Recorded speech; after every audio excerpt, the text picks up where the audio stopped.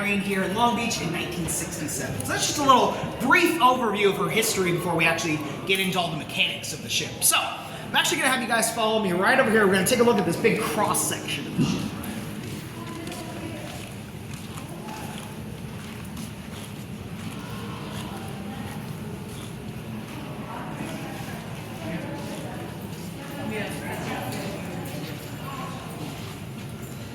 So before we actually head down to the engine room, I just wanted to kind of show you guys what all the mechanical areas would have looked like back when she was still sailing. So these areas are a little different now in just a minute. Now, bases, the Queen Mary in the water are propellers, or as they call them on ships, screws, but we'll just keep calling them propellers for simplicity's sake, right? But you can see two of those down here at the aft end of the ship. We've got the two starboard side propellers. So you've got the other two on the other side. So you'd have two outer propellers and two inner propellers a little further back. Each propeller connects via a shear to an engine. So she had two engine rooms, each containing two engines. 4 engines total at about 40,000 horsepower apiece. So we're talking about 160,000 horsepower for the Queen Mary in total.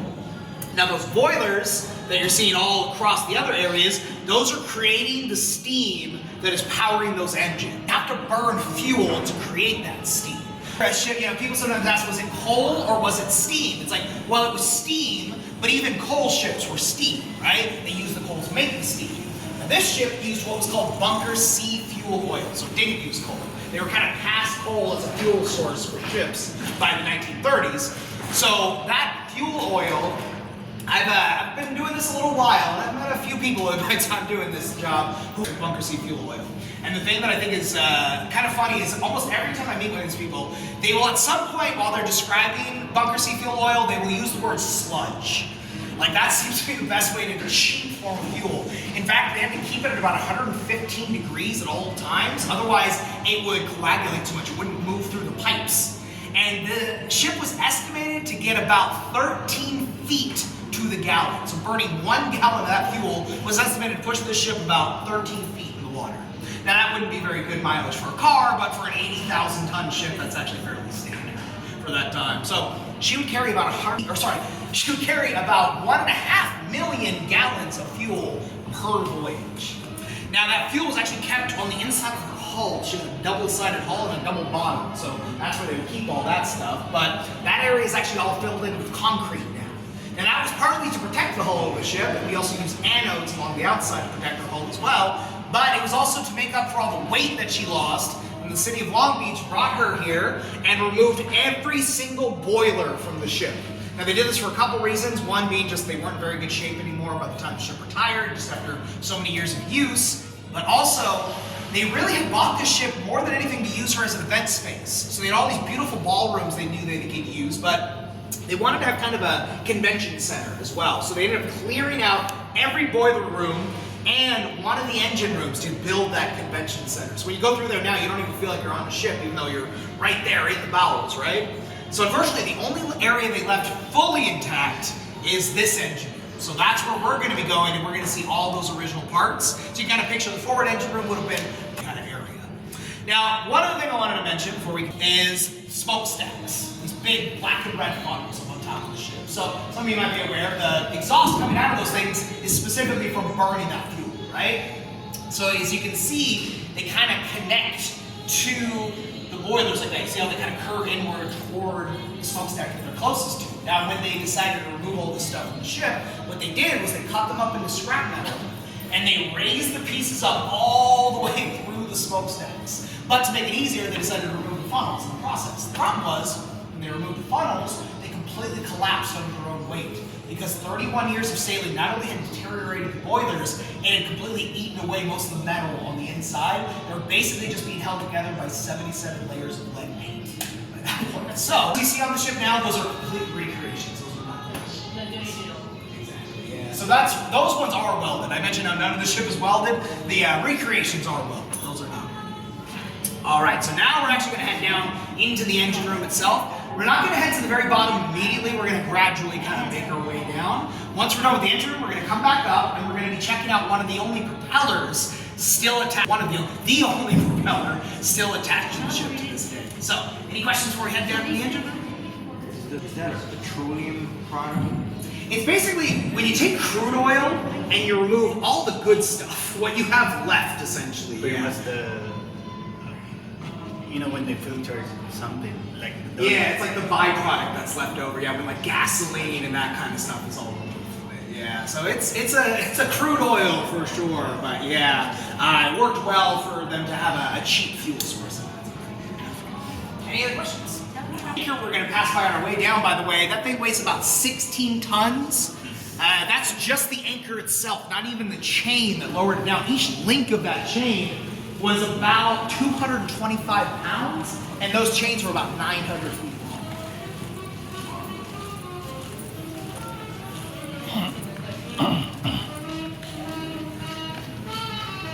How many anchors ship you? She's two, so there would be at either end of the bow, and when you're on the parking lot, you can actually see the one here on port side still attached. So it's just basically sort of all the way forward, right underneath the words that say Queen Mary. Well, this was the span. So the ones that are attached are both still there. Those are the ones you actually use. This one you never use, but it's the exact same size. Oh, yeah. About 16 tons. 16 tons. Just the anchor itself. Yeah, not even the chain. All right, you guys, we're gonna start making our way to the engine room.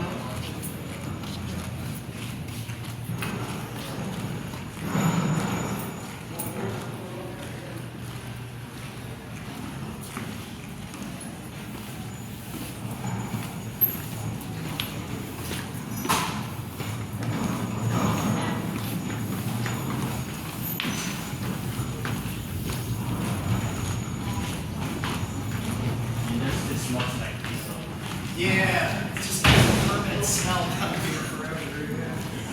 Yeah.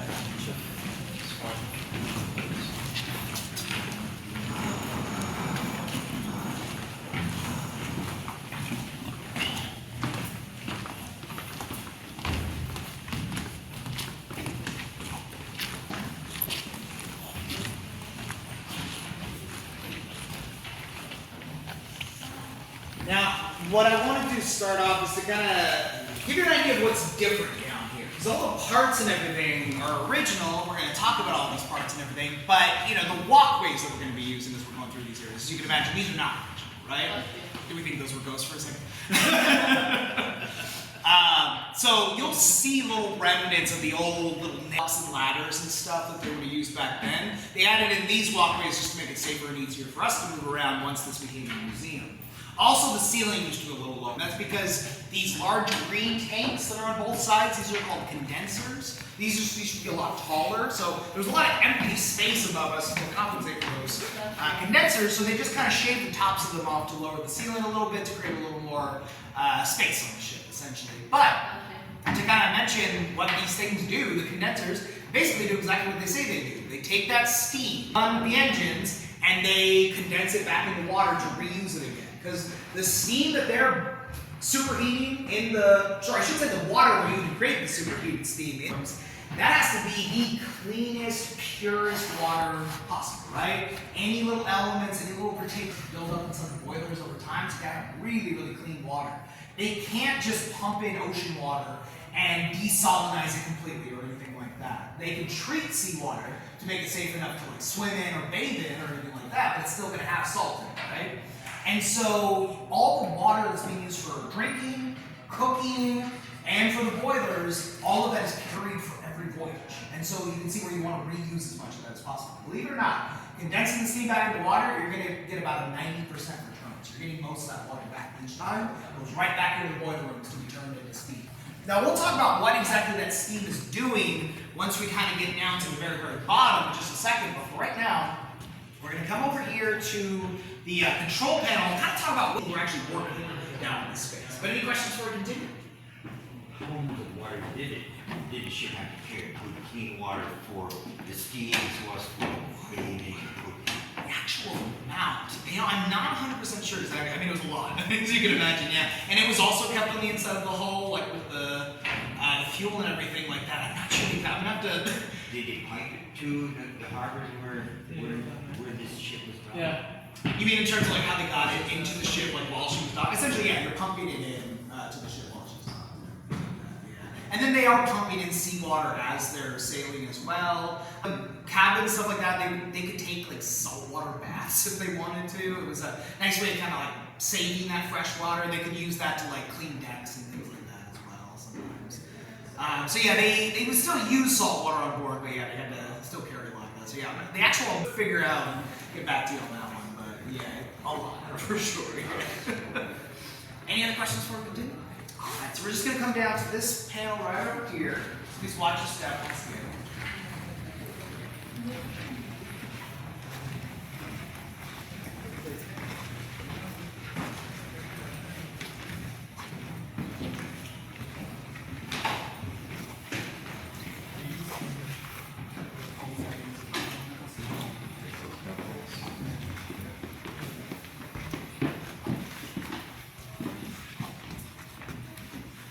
Now, generally, you only needed about 5 people in each engine room and each boiler room at a time, and a lot of the job was just kind of setting things in motion and then waiting. But the shifts couldn't be very long because, as you can imagine, like the conditions in these areas, right? I mean, it's extremely hot down here. Usually, in the engine rooms, it's not quite as hot as the boiler rooms. Engine rooms are going to be about 105 to 110 degrees. Boiler rooms could reach up to 120, 125 degrees sometimes, because that's where they're actually producing degree steam, right? Now, also the noise levels in the engines was pretty rough, but in the boiler rooms, they were dealing with pressure, because they would pressurize those areas to increase the heat in the furnaces. So it could be really, really painful on your ears working in those areas. So you'd only work 4-hour shifts, and you take 8-hour breaks in between those 4-hour shifts. And what you were wearing down here, well, when it came to the engine room, you had to protect your feet, because everything you were walking on down here was made out of metal. And if you wore the kind of shoes most of us are wearing right now, those are going to start to melt after a little while, right? So they would actually wear these boots that had thick wooden soles so they wouldn't melt at all while they were walking around down here. Now in the boiler rooms, they would wear those boots and they would wear asbestos suits. They would actually wear asbestos on their bodies to protect themselves. Because that steam in those areas, sometimes it could actually leak out of the pipes. And that could really cause a lot of damage if you come into contact with that. Because it's not only coming out at 700 degrees, but that's about 400 pounds of pressure per square inch. Yeah, so that's dangerous to say the least, right?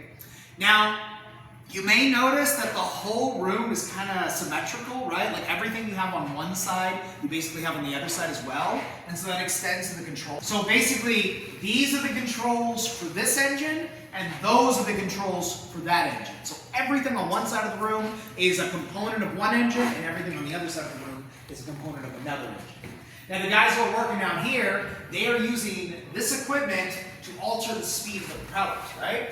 But they're not the ones who make the decisions or how fast the ship should be going. So they got to be in contact constantly with the officers up in the bridge, and that's what the telegraphs are for. That says F. So if you've been up to the bridge, you'll side of these. So they look pretty much the same, except they look a little more like the one in the center. They're kind of standing up like that. And they have instructions, right, for how fast the ship should be going, either ahead or astern. So astern is going in reverse, essentially, right?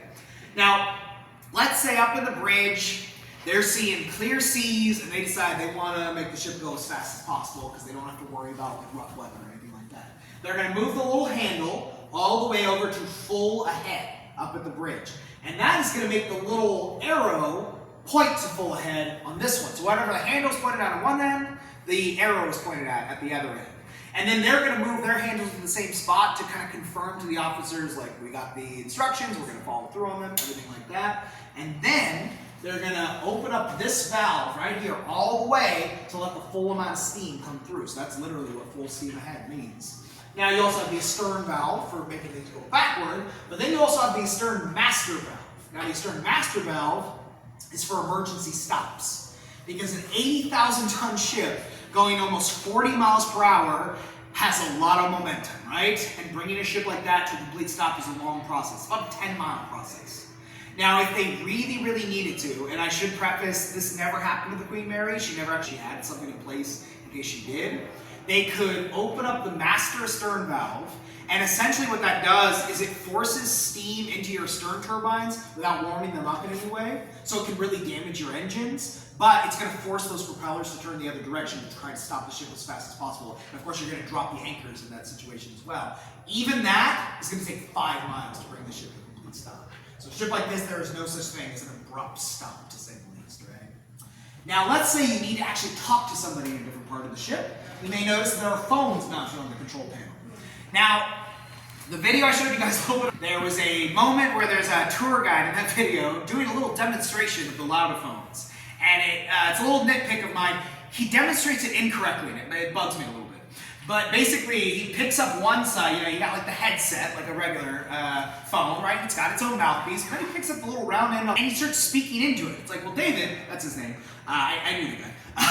David, that's a mouthpiece, or you already have a mouthpiece. Why would you be speaking into an earpiece? That's what that is. It's supposed to go on his other ear, but he starts talking into it. And I told them that when they put it in the video, and they're like, oh, it's fine. Just tell people that you want both your ears covered because you don't want all that background noise. But that mouthpiece is really interesting because it has a device in it. Your voice vibrates that device. And if all the electricity goes out all around the ship, that vibration will power that phone. And so they can still communicate with each other, even in a total blackout.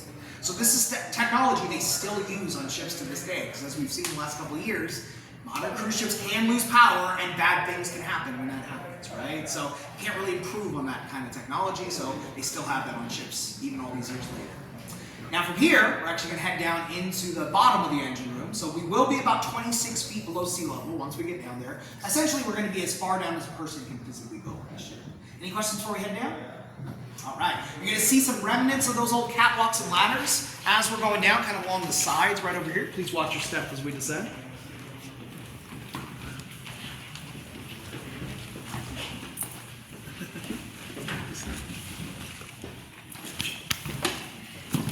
Thank you. Yeah, Chucky.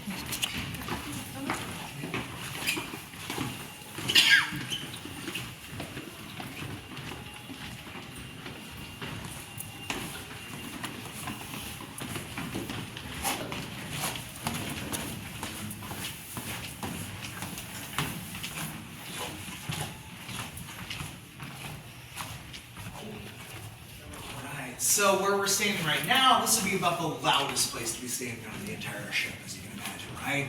Now that's 700 degree steam. I mentioned that it's powering turbines, right? Now specifically what I mean by that is that all throughout this engine room, there are these series of big, basically, like the inside of the turbines kind of look like jet engines. Big series of blades. And so you have all these different kind of big fans of blades. The steam at 700 degrees and 400 PSI hits those blades and makes them spin.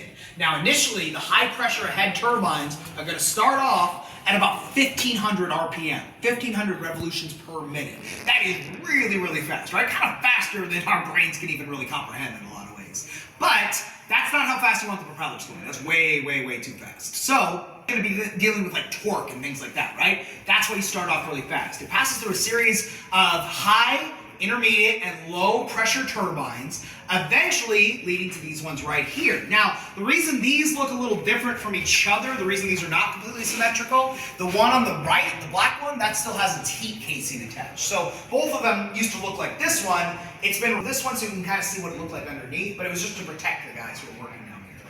Now, this is going to ultimately lead to these, right on the other side of us. These are reduction gears. The ones on this side, the steel plating's been removed so we can look inside. A smaller blade, which would then turn a much, much larger one to reduce the amount of rotation. It's kind of like a transmission for a car, right? Now, that larger one next to it kind of looks flat from where we're standing because it's 14 feet in diameter. It's massive. And it's going to bring that down ultimately to about 172 RPM. That's how fast you want the propellers going. So that's still about 3 rotations a second, right? So that's still really, really fast. And that's going to bring this ship to about 34 nautical miles per hour, which is almost 40 miles per hour. She is still considered one of the fastest ships ever built, still to this day. As you can imagine, these modern cruise ships, though, it's all about the journey today, more so than the destination. So they kind of take their time a little bit. They're a little more comfortable than ships would have been back in that time, as far as like, the motion of the ocean and everything like that, right? All right, you guys. Now from here, we're going to be kind of heading up this way. We're going to be heading up what we call Shaft Alley. What we're going to be seeing on our left are propeller shafts. So you're going to see one immediately on your left. that connects to this engine right here. When we get a little further down, you're going to see one a little further out. That's one of the outer propeller shafts. So that would pass all the way through and would connect to the forward engine room. It used to be right on the other side of that bulkhead.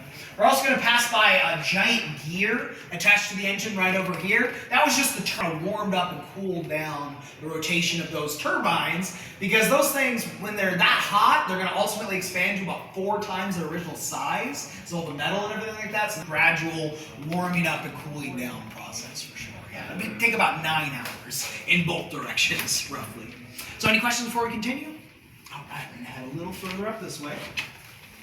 We are still continuing aft from here, so if you're curious, we're heading toward the back of the ship still. There's a shaft, and then the other one on the shaft.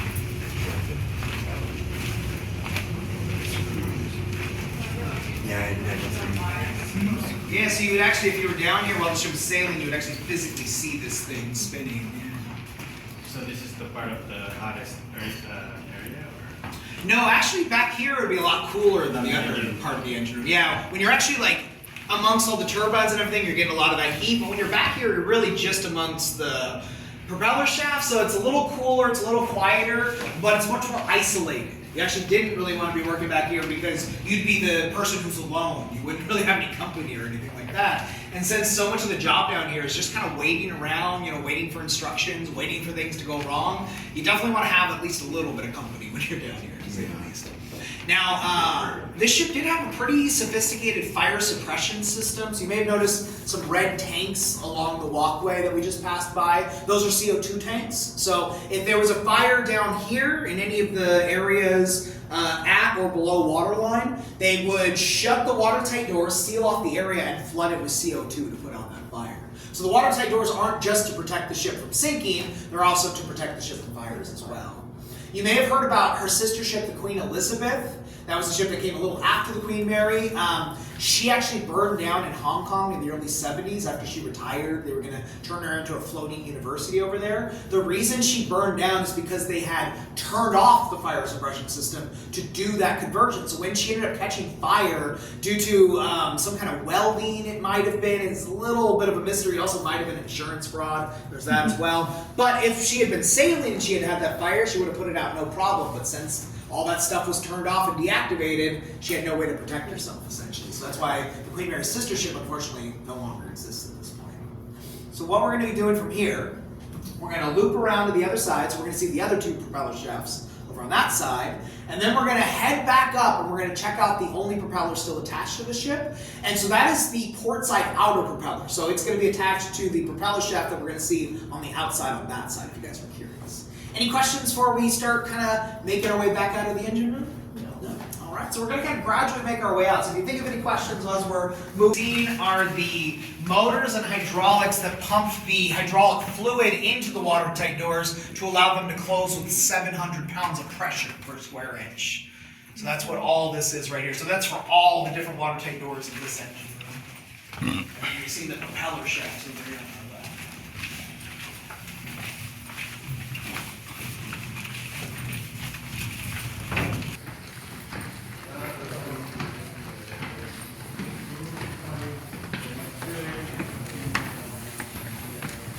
I promise the propeller we won't have to go near the expensive stairs.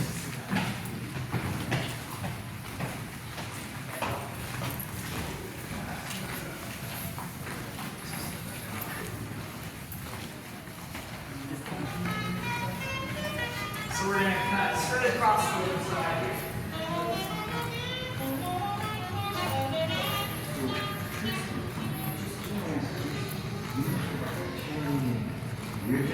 Does that include what's down in the engine and boiler? Yeah, all that stuff down there as well. Yeah, so that's everywhere all throughout the ship.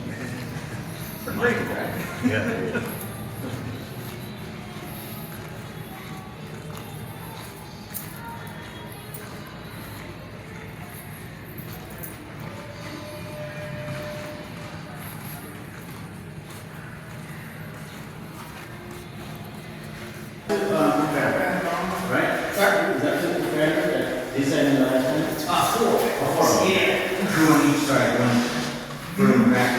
Exactly, yeah. So this is the port side outer propeller. This is water? Aft and a little further in, you would have seen the other propeller, basically. On this side, on the north side. Yeah, and then the other two, exactly. Are they all the same size? All the same size, yeah. So they're about 32 tons, so they're twice as heavy as the diameter.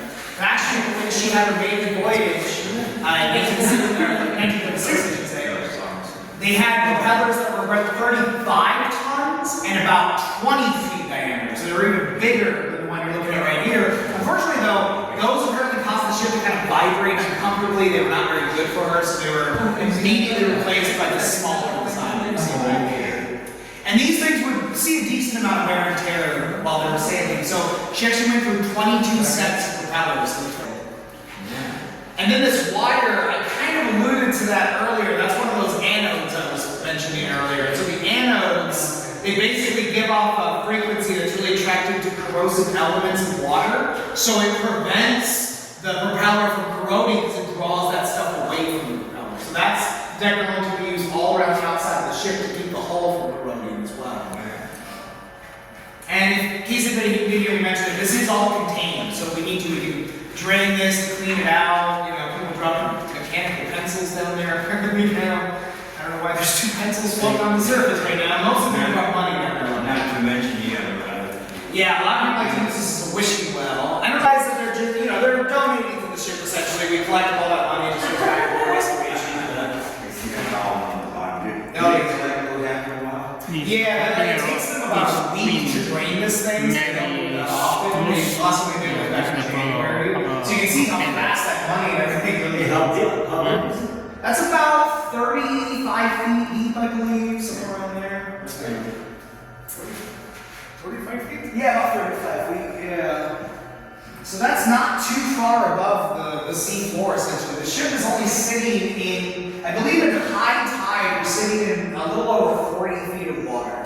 So yeah, the ship only extends about 36 feet underwater total, so in low tide, we're pretty close to the sea floor at this point. God forbid, if the ship ever did sink, she wouldn't have very far to go, right? So we'd all be able to just kind of walk off the ship without it. So the draft of this armor right here is about 40 feet at low tide. At low tide.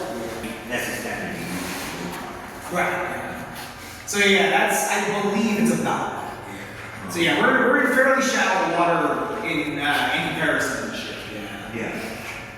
Alright, you guys. Now, one thing I find about the propeller in the water is it can be a little hard to gauge just how giant that thing really is. So I'm going to take this out here and we're going to look at a couple of parts of one of these propellers. So just going to come around this way. So that's just the tip of the propeller, right? And so what's underneath this, when it's attached like that, is the securing nut. So that's what's actually holding it in place as it's attached to the Queen Mary. Obviously, this thing is not secured down, but I like to always say this is pretty burglary proof because that's not going anywhere, right? So as you can imagine, a giant securing nut like that, you need one heck of a wrench to turn that thing, right? Let's take a look at that wrench right over here. Wow.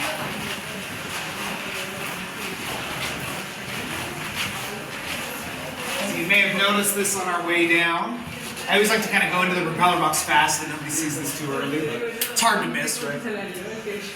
Now this is the actual wrench that was used to remove and apply to the Queen Mary, and you can tell by looking right here, because they'd have to hit it with a sledgehammer over and over again to loosen or tighten the nut, and you can see how worn down it is from all those years of use. So this was the actual one that they used the most times. And like I mentioned, she went through 22 sets of these, so as you can imagine when she got here, she still had 4 propellers attached, right? So you might be wondering, there are 3 at this point. Well, 2 of them are really close by. They're actually right out here in our parking lot, technically. When you're coming in through the Carnival Cruise Line entrance, there's a big welcome sign that uses one of the Queen Mary's propellers as part of the sign. And then as you go kind of over toward the dome and everything like that, there's one of the propellers actually on display. You can walk up to it and touch it. And Is the original from Queen Mary?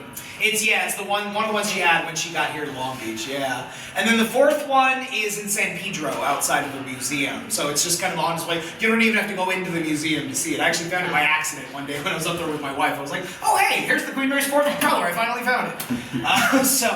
That is an option for when you guys have exited the ship, but as for when you're still on board, before we wrap things up, I'll give you guys a little bit of an idea of what else you can see down here in this area. Now, if you go straight back this way, there's a little bit more of the mechanical area to see. You're going to find what I like to refer to as the power steering for the ship. It's essentially the hydraulics and the motors that allowed one little steering wheel, one helm, to rotate a 140-ton rudder of this ship. One guy could just steer this whole thing by himself with one steering wheel. So that's what's back this way.